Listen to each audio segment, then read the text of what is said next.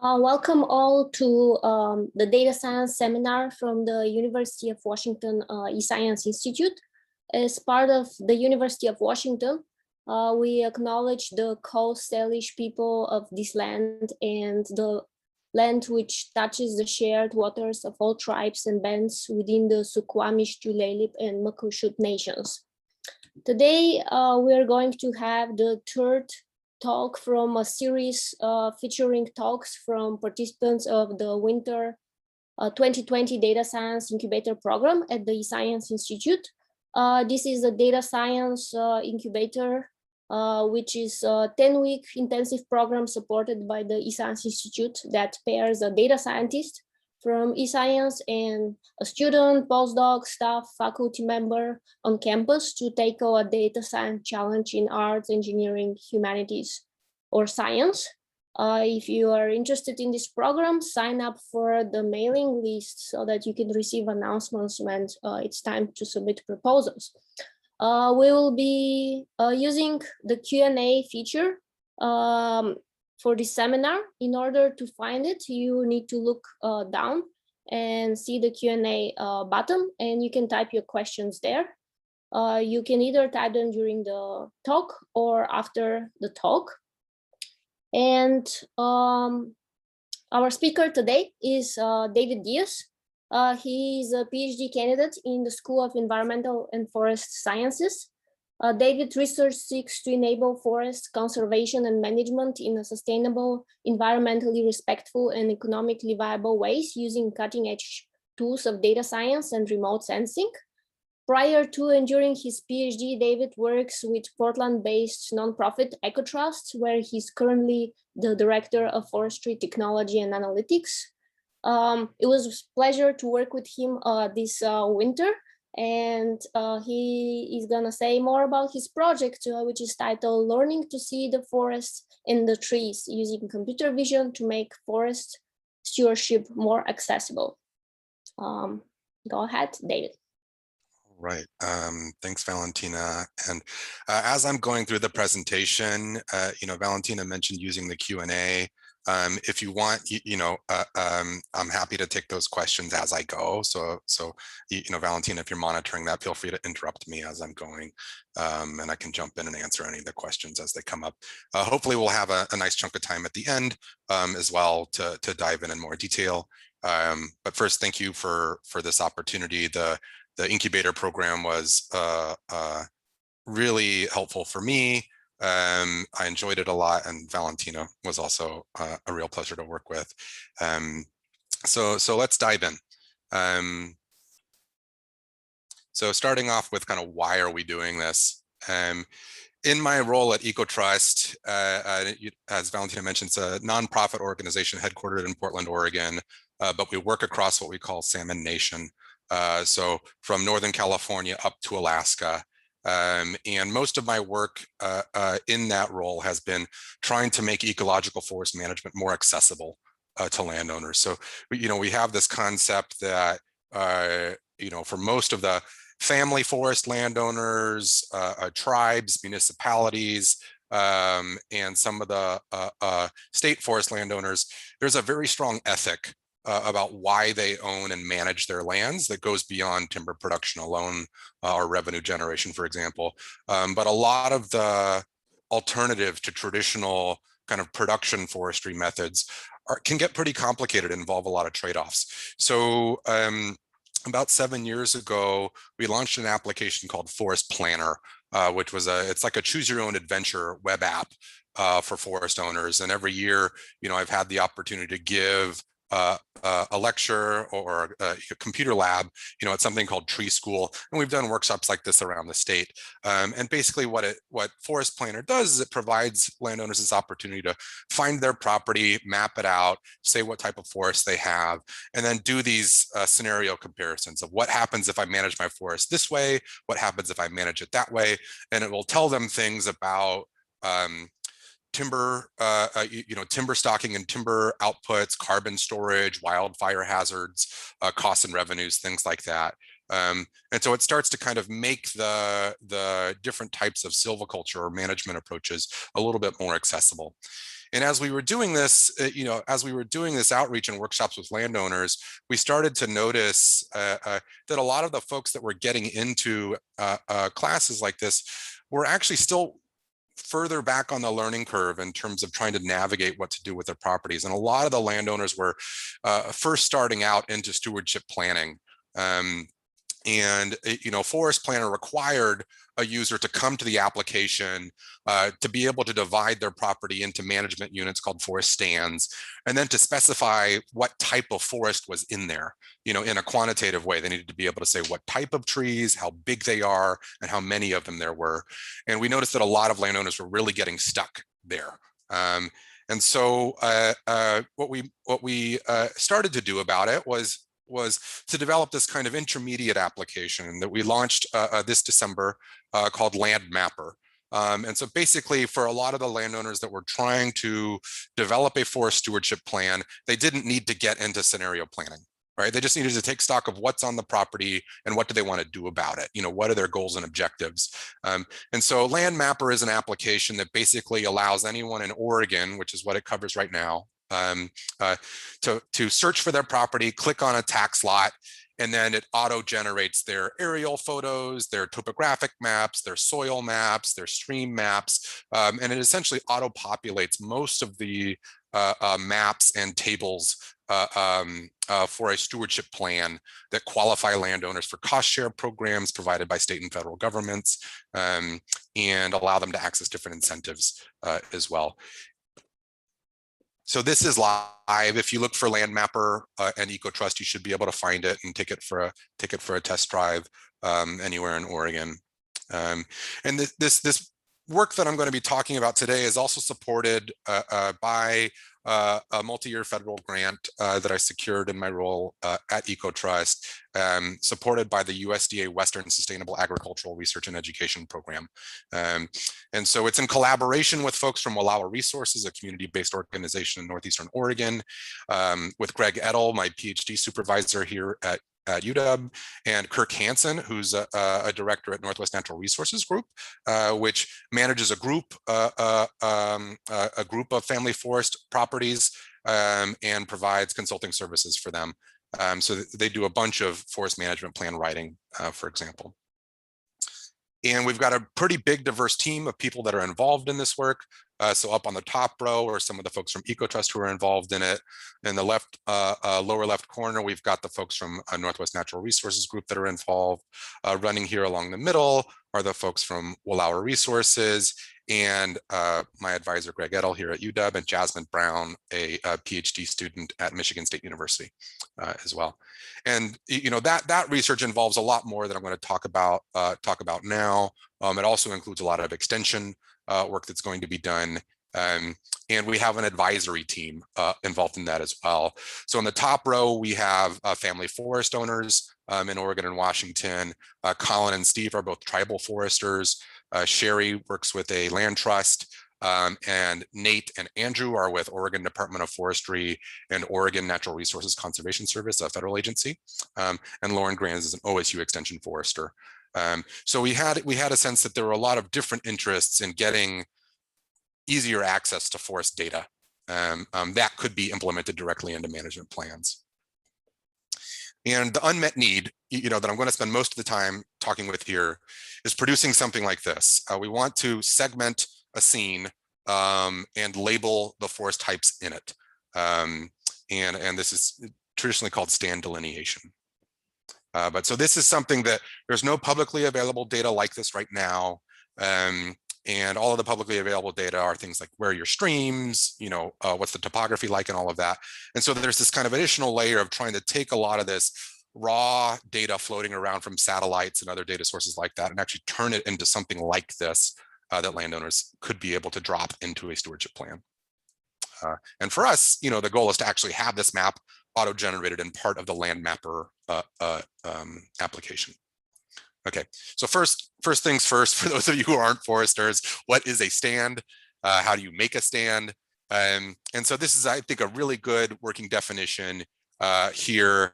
And we've got a group of trees that are sufficiently uniform in a variety of different attributes such that we can distinguish it from what's next to them. Okay, so for those of you who are not foresters, this is really similar to what we often talk about as clustering. Okay, and every person is going to approach it differently. It creates a real challenge that we'll talk about as we get through it. But this is what we're trying to draw.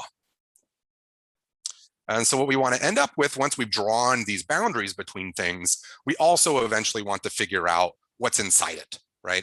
And a lot of the work that's been done to date through academic and industry research is really getting very precise, trying to get very precise kind of pixel level estimates of what's the size of the tree, how tall is it, how big is it in diameter, et cetera.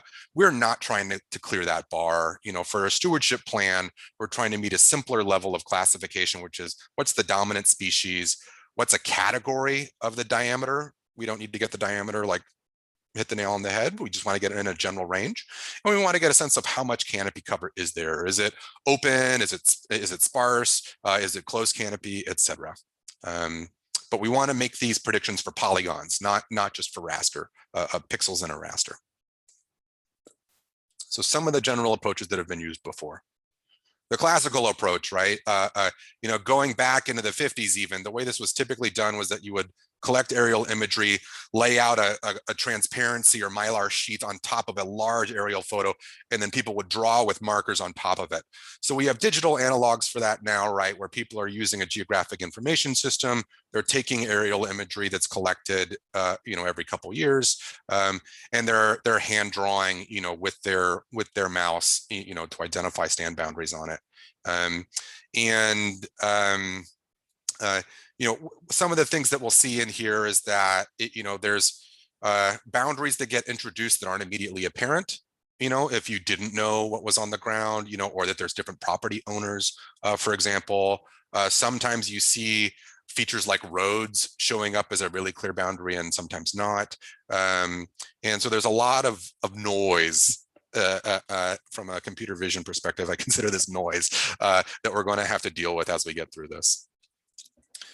So in the early 2000s, we started to see the first kind of advent of automated approaches to doing this, using some of the first wave of computer vision technologies here. And so here's a couple kind of really exemplary articles in this vein, where basically you take an image, you downsample it to a pretty coarse resolution. So this is 10-meter resolution downsampling from a 1-meter aerial image. You do some denoising because you're not particularly, you don't want the algorithm to really focus on like little shadows and things like that. You apply a gradient filter to it, and then it can start to identify where there are abrupt transitions between things that you're seeing in this denoised image. Then you can implement some over segmentation using a watershed segmentation algorithm, and that gives you lots of little blobs that you're then going to start merging together, right, into bigger blobs that you think represent stands. So there's something called size constrained region merging, which is kind of where the magic in a lot of this is right here. And then you need to get from these bigger blobs that you hope represent stands to a vector representation of it now that can be served to someone in a GIS format. So over the course of the incubator, I implemented this routine using Python. We also created a Bayesian optimization, which I can talk about more later if you're interested, to try to tune the parameters of this whole workflow to try to make it match ground truth as close as possible. But we leaned particularly heavily on these Python packages down here in particular. Okay, so one of the other things to mention here, this is a bigger part of my dissertation that I'm not going to dive in today, but we also have the option of not just using raw imagery. So one of the things that's been happening across the forest sector is that we're using something now called model-assisted inventory, where traditionally what would happen is that stand delineation would occur, and then you would design a field campaign where you would sample some of those stands, often on a grid, and then you would try to summarize that later on. What's happening now with the kind of explosion of data from remote sensing is that pretty much every large landowner, public and private, is transitioning to something where they targeted field campaigns where they collect data with the explicit purpose of correlating it with remotely sensed imagery. So there's several examples here of federal, academic, and Forest Service applications of this general approach, and it follows this generic recipe of correlating what you measured on the ground in a pixel-sized area with what you can see from the sky, and then training some kind of model to extrapolate that and generate these wall-to-wall maps. And so in terms of how we do segmentation, one of the options that we have is instead of just using raw imagery, we can use the outputs from these models. So these models predict things like the diameter of trees that are within a pixel, the height of trees, et cetera. So you can imagine, what a human is actually doing when they're designing stand boundaries is not just saying those, that red, green, and blue looks different from the red, green, and blue next to it, but they actually have some type of encoding that they have inside their brain that's like, this forest looks big or sparse or something, like some combination of these things that they are saying looks different enough from the areas next to it in an image that they will draw a line between them. Okay, so we do have the option of clustering pixels that are not just raw image values. Okay, and then we've got this emergence of neural nets. Okay, so this is kind of blowing a lot of things out of the water right now.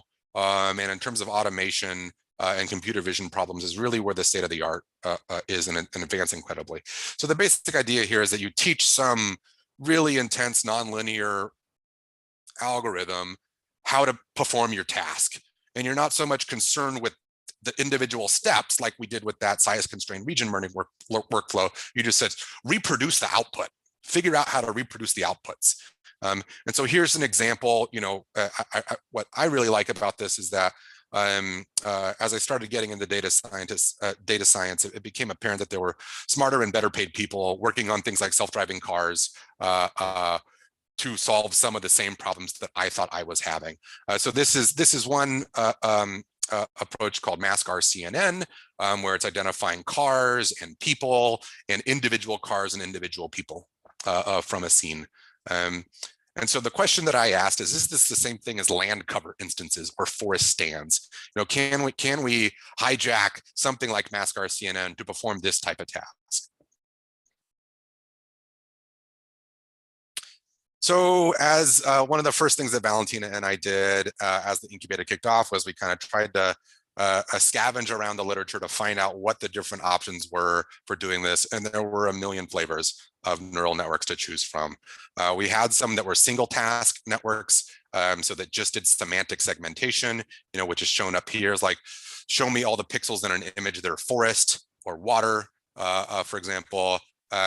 There were other options that we saw that learned essentially like distance from a boundary, and cast that as a watershed energy problem, just because you would process it with a watershed segmentation algorithm. And these would often get chained together, where you fit one network to do the semantic segmentation, fit another to do the watershed issue, and then try to merge them together in some type of post-processing, which was often another neural network. So there was a lot, people were really going, chaining together lots of different things here. You can also approach this where you ask a single network to do multiple things. And so object detection and instance segmentation are good examples of this, where there's a loss function associated with, did I detect an object? There's another loss function with, did I classify the object as the right thing? And so there's a variety of different ways that you can just essentially add two loss functions together and try to tune a neural network to optimize both of those simultaneously as a sum or something like that. More recently, there are a couple of new additions called panoptic segmentation, which is a single loss function, but it basically breaks a landscape down into stuff and things. And so stuff are these generic categories that you try to distinguish, for example, water from field, and then things are things that you, a category of objects that there are different instances of. So in this example here, from the paper that introduced it, you would have stuff which is like building, or stuff which is sky or ground, and then you would have things which are people and cars that you want to identify distinct instances of each one of those. And then, of course, there's really interesting stuff that's going on now where called generative adversarial networks, where you essentially have two neural networks competing against each other. These types of networks have shown a really lot of promise from translating an image into another format. For example, so here we've got examples of, taking an aerial photo and translating into a Google map, or changing the seasons, or time of an image, or taking a purse and learning how to draw the outlines of a purse. Okay. So I'm going to talk about the data that we've got to work with before we get into what we fed it to. Okay, so the first big thing that I realized getting into this was that building a benchmarking data set was an indispensable part of this work. So when we've seen things like image classification or recognizing handwriting, the release of data sets like ImageNet and MNIST have essentially dramatically accelerated the progress among researchers, because they all have essentially the same proving ground. And so I think we've got past the point now to where if you develop an algorithm that gets the best score on MNIST or ImageNet, it's a paper. But for many years, it was like, oh, we've now got the best in class, prediction for ImageNet. That's a paper, right? So it helped fueled a lot of attention and break down research silos. And so now if you're taking any introductory class, into machine learning or neural networks, you're probably going to run across data sets like these, even if you're working in a domain that's not related to knowing whether or not there's a cat in a photo, for example. So the types of features that we have to learn from are aerial imagery. We have the stand boundaries that have been hand-drawn by people. We have winter imagery and summer imagery from the Landsat satellite. We've got these boundaries that have been identified by either parcels, tax lot parcels by counties. We've also got streams and roads that I extracted from. The streams are from the National Hydrography data set, and the roads are from OpenStreetMap. And then we've also got a variety of other layers that are kind of derived versions of different data sets. So we've got this, this is a time series segmentation of Landsat imagery to identify the age or time since disturbance. We can just get the elevation model, and we can translate that elevation model into topographic position. So am I on the crest of a hill, and am I in the bottom of a valley, things like that. And then this last one is another land cover segmentation that was produced nationally at coarser resolution. So we can stack all those together, and now we have a lot to choose from for our data. For some of the pixel scale predictions that I'm not going to spend a lot of time talking about today, we have inventory plots that were collected by different agencies all across the region. And for the stand delineations, I did a bunch of public records requests to state and federal agencies to actually get from the mid 2000s up to the present any stand delineations that they had done, and even got into a FOIA request at one point as well. And so we broke this up for a benchmarking data set. We break this up into manageable chunks. So we're using what are called quarter quads. This is a breakup of the United States by the US Geological Survey, and anywhere where we had a quarter quad that had more than 75% of its area covered in hand-drawn stand delineations, we kept it. And so then we iterated through each one of these tiles and collected all of that data from Google Earth Engine, from other web services and all of that, and formatted them consistently and put them all in the same place. So now we kind of have this big data set. Each one of these tiles is about 5,000 meters wide by 7,000 meters tall at 1 meter resolution. So we've got a lot of data that we can start working with now, and it's pretty geographically diverse. So we've got some places that have coastal rainforest in them, and then we've got some areas on the east side of the Cascades and in the mountains where we have much drier forest types that look very different, have a lot more non-forest conditions mixed in with them, et cetera. Okay. So when we implemented this size-constrained region merging pipeline, These are some of the results that we came up with here. So I'm going to shuffle through a couple different forests of the region, so you can get a sense of the diversity of the forests in our region, but also how well these algorithms are performing. So here we've got Wallowa-Whitman National Forest, which is in eastern Oregon. And you can see we've got a lot of non-forest areas mixed in with forest areas. The occurrence of forest has a lot to do with topographic position and aspect, whether or not the sun is shining or not, and how much water is gathering in particular places. This is on the left-hand side is the hand-drawn version by the forester, and on the right-hand side is the automated version that implements that size-constrained region merging approach. So we now have a process that we can rerun, on any area of interest to generate stuff like this from aerial imagery. So we can jump to Umatilla National Forest, which is further north in Oregon, but still has a lot of these dry forest types in it. And so what we can see here, for example, is a major choice about lumping versus splitting. And so what we see, for example, in this large area where you probably have a marsh or something like that, the forester drew it all as one big thing.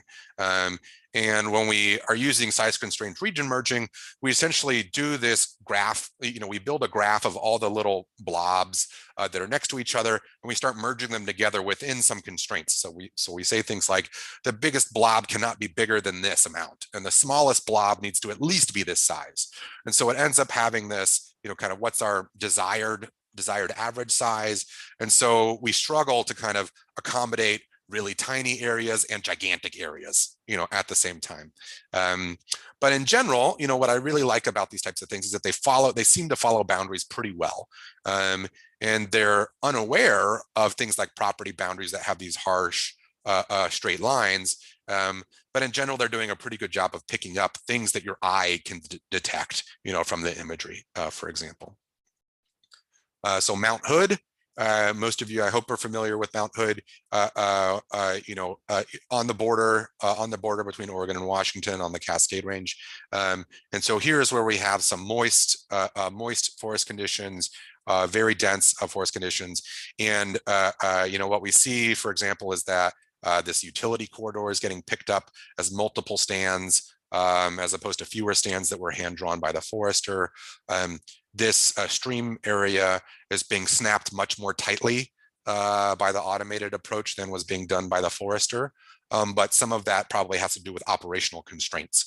The forester may not be interested in distinguishing, this little piece of forest from the stream bed next to it, because they're not going to go in there, for example, to actually do any harvesting, for example. So still pretty happy, with the way these things are turning out.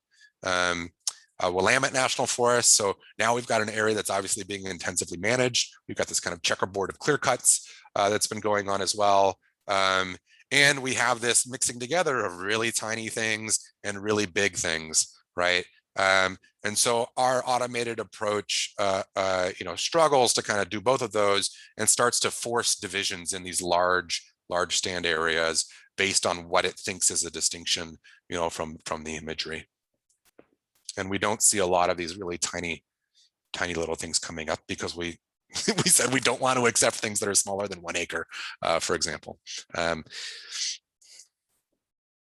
so now talking about neural nets and trying to get neural nets to work. So because of the dizzying array of different options and not a real clear intuition of where to start with this, we chose what is kind of the Swiss Army knife of a lot of these type of computer vision problems, with something called UNet.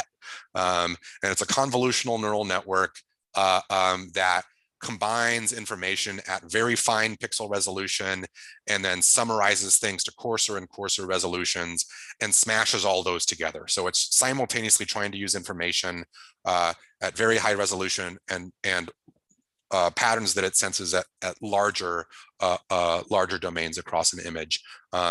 And it was first introduced for biomedical applications and identifying things like tumors or cells in images. But so Valentina helped me implement this in PyTorch, We eventually migrated from using Google Colab as kind of the testing ground for this onto Microsoft Azure cloud computing, primarily because we were wanted to have quicker load times for the data. So right now, all of the data was being stored in Google Drive because UW has unlimited Google Drive storage. And so in order to make it really quick to load and train a model, I had an existing AI for Earth grant from Microsoft that we were able to leverage for doing some of this.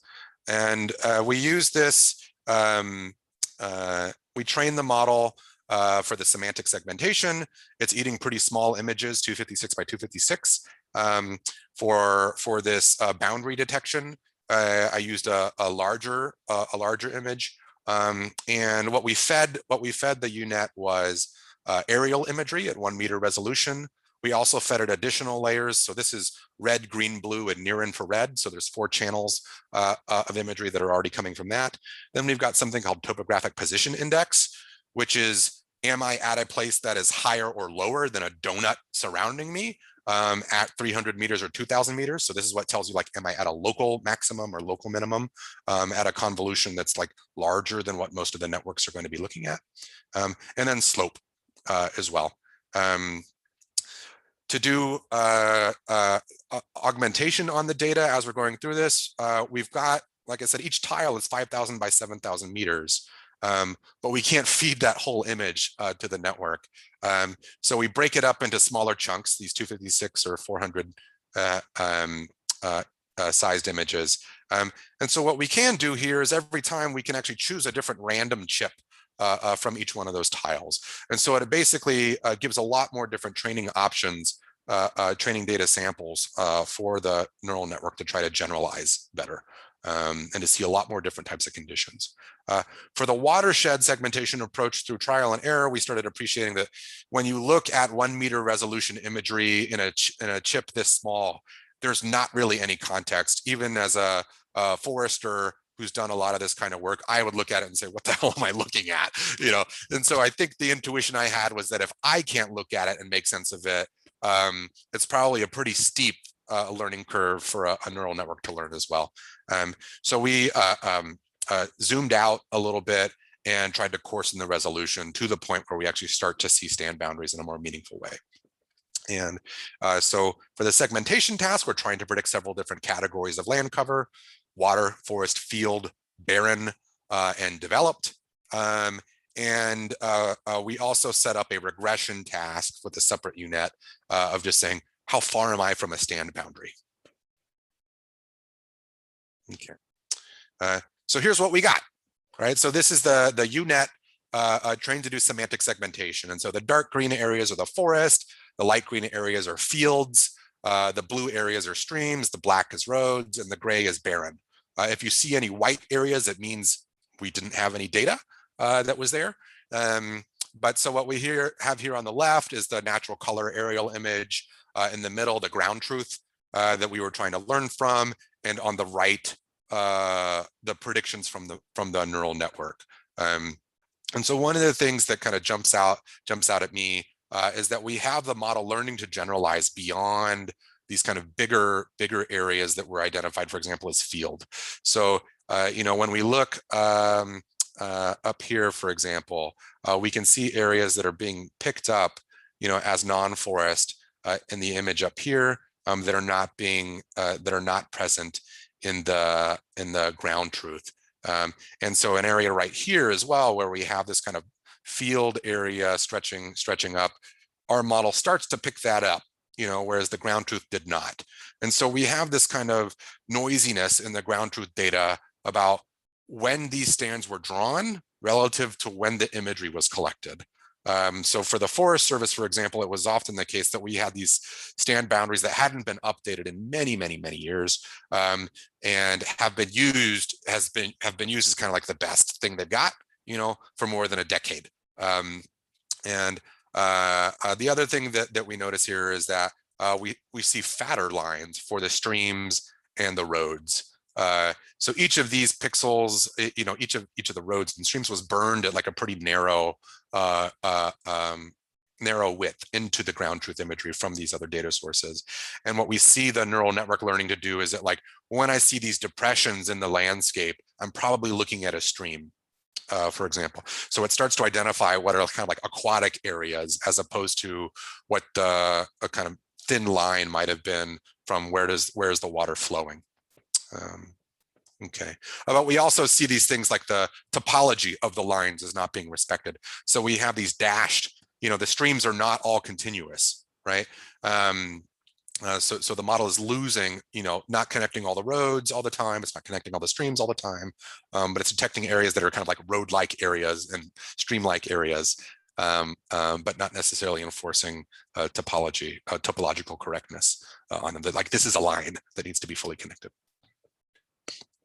Gifford-Pinchot National Forest. This is in southwestern Washington on the Cascade Range. And so here's an example where we see right here in our predictions, we've got a lot more streams being picked up than we had in the ground truth, for example. What I'm showing here is a soft prediction. So we're essentially weighting the colors that are being displayed based on the probability that the model thought of the different categories. So this area here that's kind of a mix, between the field and the barren is illustrating that the model is confused, right? So it looks at this and it's saying, well, I think my best guess is that it's a field, but when I've seen things like this before, I know that the annotators have called it barren, right? So this is kind of giving you an indication that the model is uncertain about which type is the best type. And you can threshold this and say, just give me your best prediction. But I really like this kind of display because it gives you a sense of how uncertain the model is. And you can also piece that out. So we could just make maps that's like, what's the probability of water as an example. But here we've essentially stacked them all on top of each other with a color scheme. Okay. Here's Willamette National Forest. So this big white area, for example, is an area where we didn't have any cover typing that had been done by the forester. And we do a really good job at detecting large water bodies and large contiguous areas of forest. But here's an example where, I couldn't tell without looking really close whether or not this is actually forest, right? Or whether this is field or whether this is barren. The forester called it all forest, and our model learned that it was all forest. But you also have this really interesting pattern that look like a bunch of chains of lakes, and some of them we see here as lakes, but it's not covering these nice flow lines, like you get from a hydrological model. So watershed energy. So this is something where we were essentially training a model to predict how close am I to a stand boundary. So this top layer here is a 1200 by 1200 meter aerial photo. This second row here is what the ground truth was. And so you can see these lines are kind of fuzzy. So basically, instead of just having a linear, like I'm 100 feet away, from the boundary, so my penalty is 100, or my watershed energy function is 100. We weighted it such that we really wanted the model to focus on getting predictions right when it was near boundaries, and when you're in the middle of a unit, being off is not as big a deal, right? So we're trying to attract the attention of the network to these areas where we see transitions, and this is a lot harder to understand what's going on than it was with the case with semantic segmentation. So this third row is the first epoch. So like once the neural network has tried to make predictions once, what does it look like? And we see these really dark images. It's not yet learning to try to focus on boundaries between anything. This last row is after, I think it's 80 or 90 epochs, where the network has worked its way through a lot of the training data and updated many times to try to improve its predictive performance. And this is where we essentially stopped seeing predictive performance. And so some of the things that are really kind of hard here is that obviously these are not nice, crisp, boundaries like we have in the ground truth data. Some of the other things that we see here, though, are I look at some things like this and I'm just like, what was the forester thinking, right? I don't see a really sharp boundary here. I do see some boundaries here that are not being picked up, and our model is picking up some of them, some of those distinctions. It thinks it's closer to a boundary, but the ground truth is not. And so this is an area where, I think there's still a lot of room for improvement. But the model is learning something. It just kind of starts to get into some of the challenges that we faced going through this. So the first thing that I kind of noticed was that maybe there are too many flavors of networks and ways to run networks. And so in particular, I've spent a lot of time, Valentina and I spent a lot of time trying to choose different types of loss functions. So how to help the model say, are you doing a good job or not, each time you look at the training data, and try to update all of the parameters inside this big black box. There's a million and one different flavors of losses that you can use for the classification task of, am I looking at forest or field or water? We can also, we used mean squared error loss when it was trying to predict the distance from a boundary.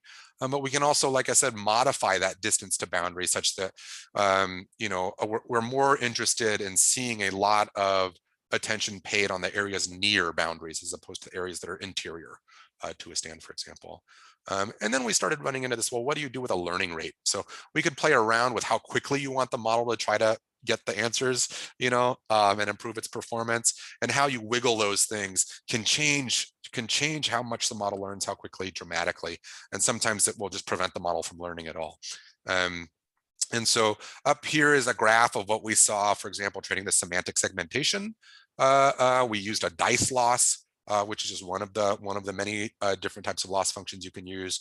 And what we saw was that even after 500 runs through a chip from each of the, more than 1,000, it's like 3,000 different examples.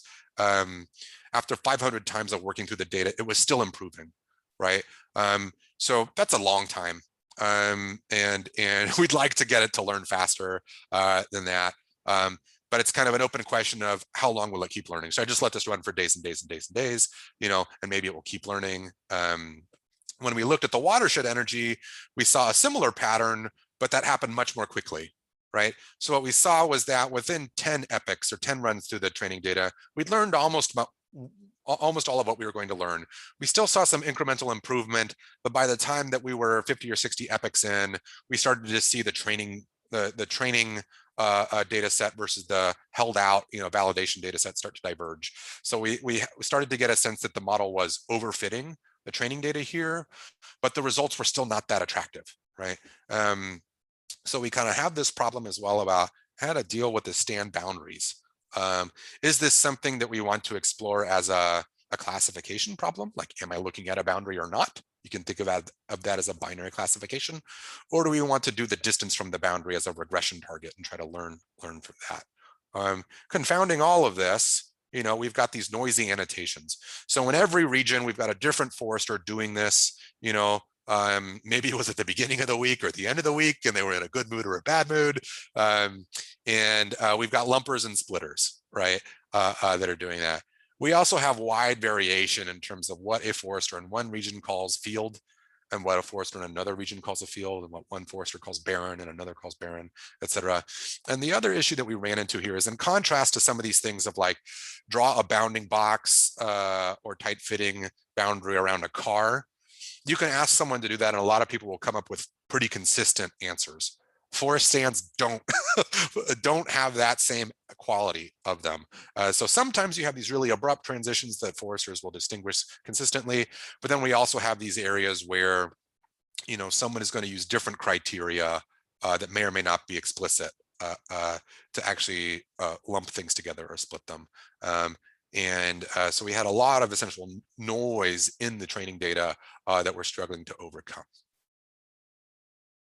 So in terms of some of the next steps of what we can do, I felt really happy with where the kind of traditional automated approach landed in terms of using a graph-based region merging. And so to try to get something ready for users more quickly, we're essentially going to API-ify generate an automated way to say, here's the area that I'm interested in, generate a first cut of stand boundaries. And so we're going to implement that using satellite imagery. And we can also explore that where instead of using the satellite imagery alone to drive the region merging, we can also predict the size of trees, the height of trees, the density of trees, et cetera, and then merge those types of things together.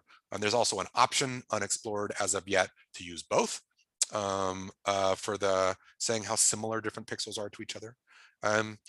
For going deeper down the rabbit hole with UNet, basically want to kind of carve off smaller sandboxes to play in. So one is what types of loss functions are actually getting the type of outputs more quickly that we're interested in.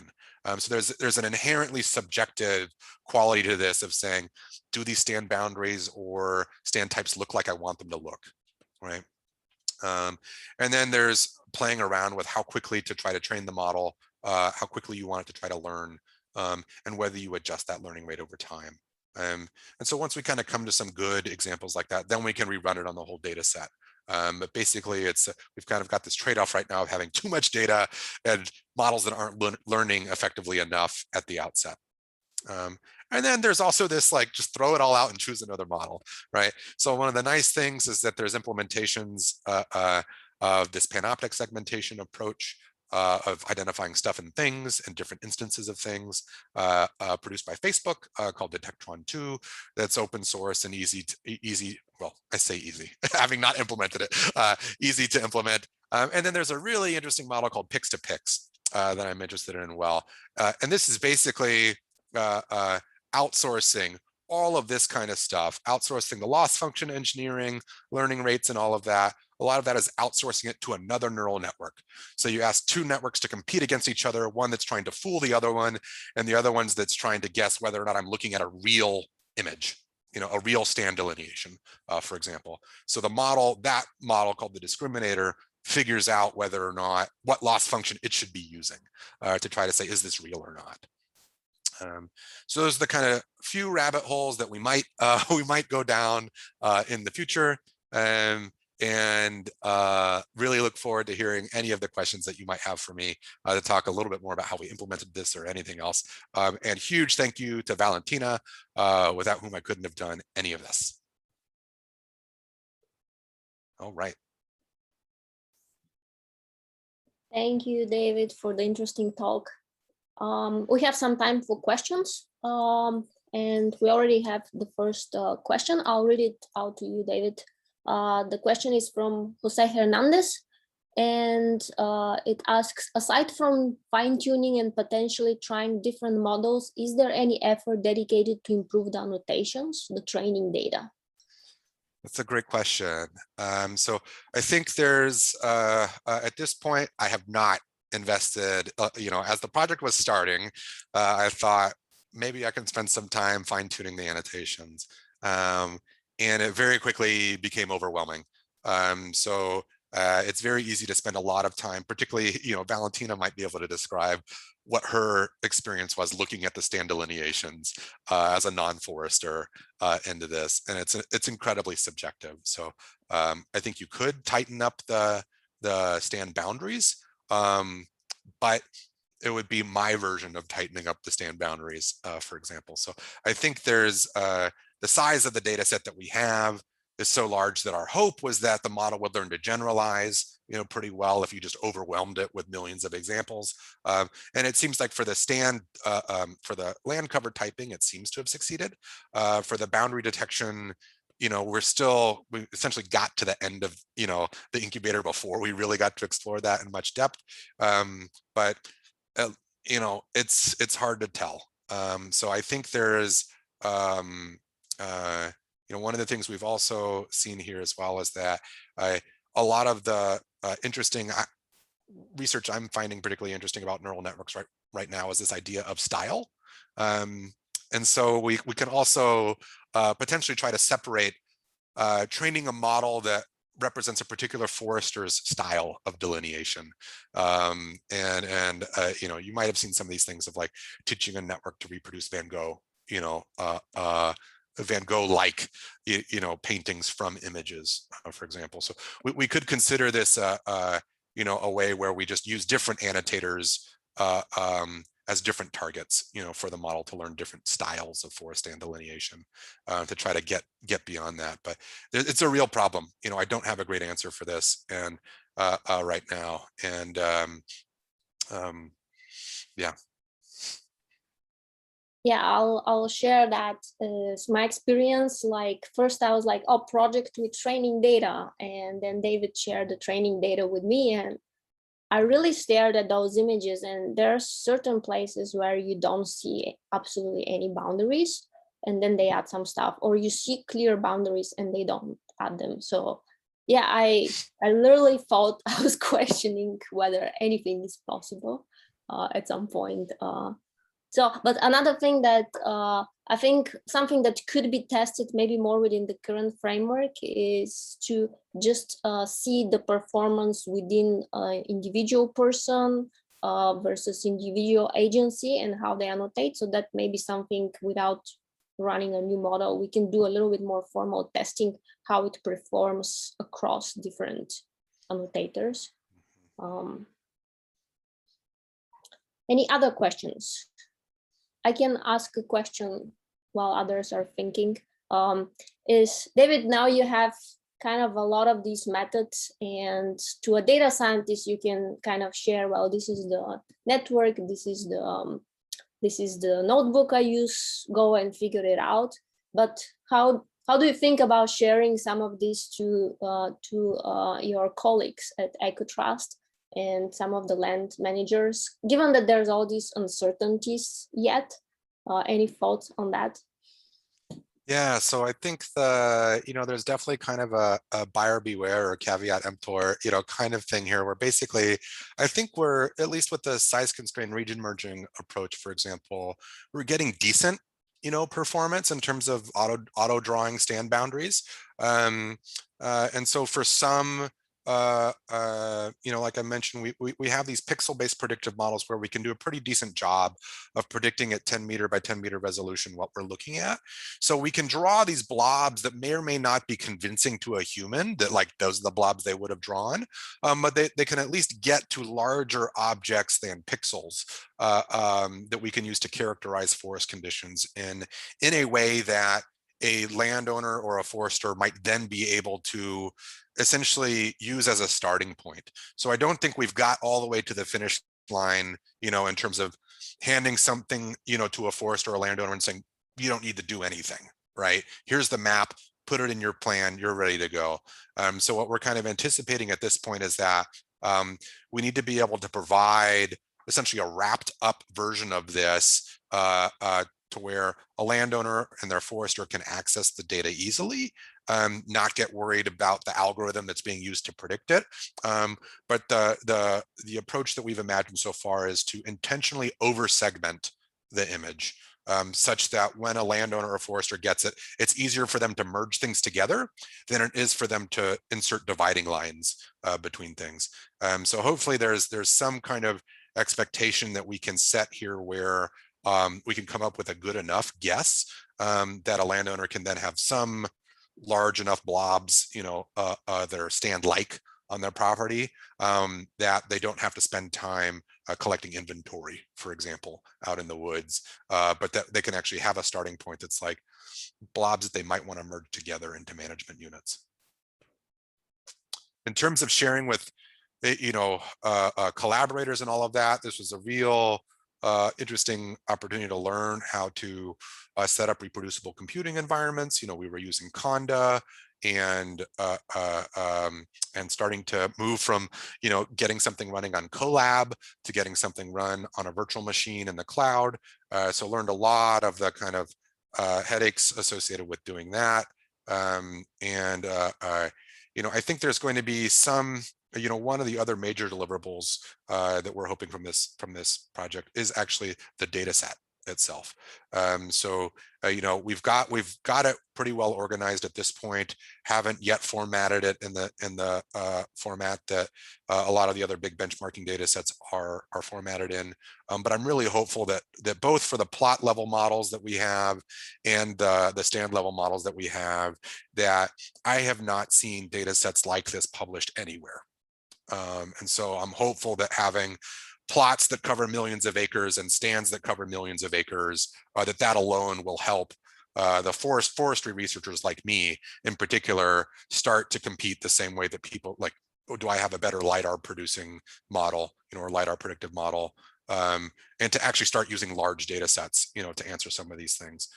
Some of what motivated me into this was that people were going out and collecting their own data and using 100 plots, you know, or 200 plots and saying, our machine learning algorithms don't generalize well. And it's like, well, it's because you fed it 100 data points. Like it's not going to generalize with 100 data points. So hopefully we can kind of help move that forward and set this up in a way that other people that are doing a good job of annotating their forest stands could start to contribute. But that's obviously further down the road. We have one more question from David Beck regarding the point when you mentioned estimating the size, height, and density of the trees. So can you describe a little bit more how that was done? Yeah. So this is essentially another chapter of my dissertation where for all of these plots, I think it's pretty far back in the presentation, but let me find it real quick.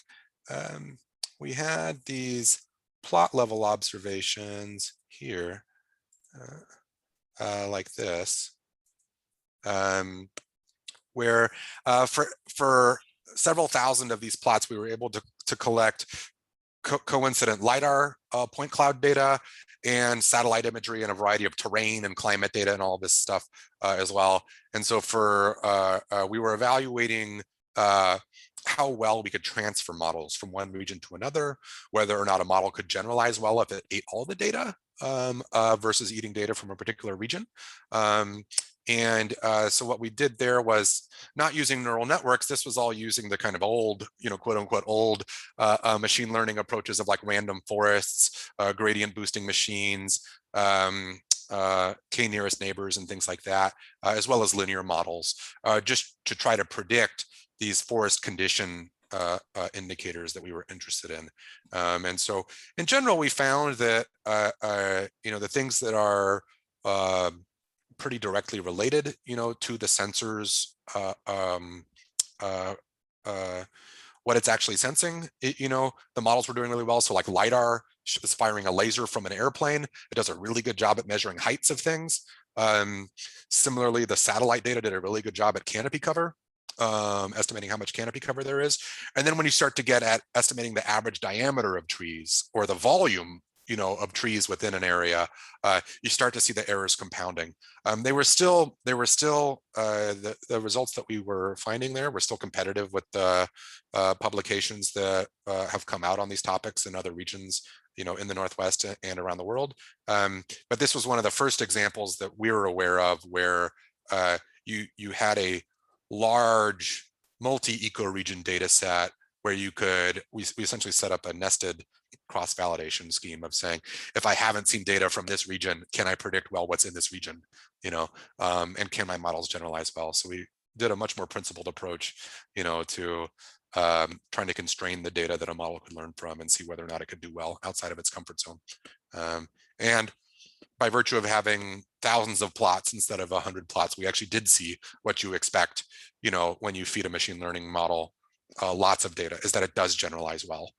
So I think this is hopefully going to help some of the researchers realize that we need to be pooling our data and not just going out and doing a new field campaign in the university forest to collect LiDAR data, you know, for training my machine learning model, because it's not, you're not effectively using a machine learning model when you're feeding it that little data.